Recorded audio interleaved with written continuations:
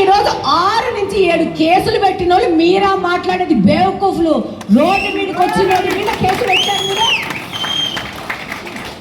కేసులు భయపడతామనుకుంటున్నారా?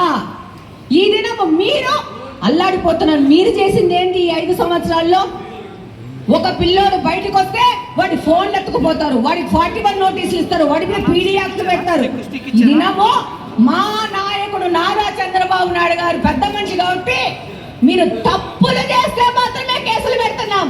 మీరు మీ లిమిట్లు దాటి బయటకు వస్తే మీరు ఇంట్లో నుంచి బయటకు వచ్చినా కూడా ఇంట్లో పోలేని పరిస్థితుల్లో చట్టం నడుస్తుందని తెలియజేస్తున్నాను. ఏం చేస్తున్నారు? గాంజా బ్యాచ్ తయారు చేసుకొని వాళ్ళకి గాంజాలు ఇచ్చి నా వెనక 200 మంది ఉన్నామంటావా?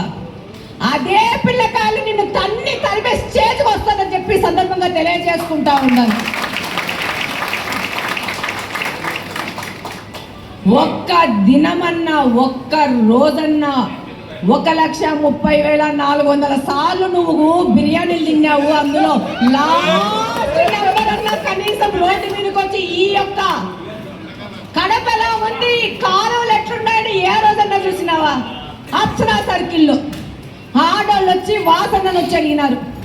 మాకు నీళ్ళు వస్తే ఒక చెరువు అయిపోతుంది మా అప్సరా లైన్, రామాలయం కా నుంచి అప్సరా సర్కిల్ వరకు. మాకు ఇది నుంచి విముక్తి మీరు ఒక్కరే చేస్తారు, ఇంకెవ్వరి వల్ల కాదు. మీరు చెయ్యాలంటే అప్పటికప్పుడు నెక్స్ట్ డే పొద్దున్నే రాత్రి 9:30కి చెప్పింది ఆవిడ,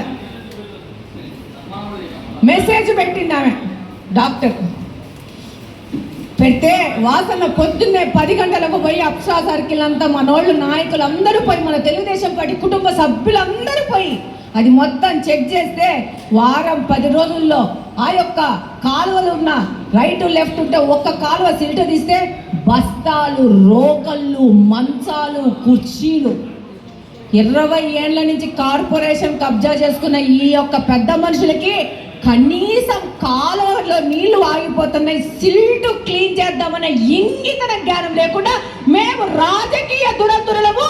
మేము 10 సంవత్సరాలు ఈ పోస్ట్ చేసాము, 10 సంవత్సరాలు ఆ పోస్ట్ చేసినాము. కానీ వాళ్ళనే వైజాగ్ లో చెడ్డీల మీద పోలీసులు కట్టిన చరిత్ర కూడా ఈ కడపలో ఉంది. అట్లాంటి వాళ్ళని మనము రాజకీయాల్లో నిలబెడితే ఈ కడపను ఇట్ట కాకుండా ఎట్ట చేస్తారని ప్రశ్నిస్తా ఉన్నాను.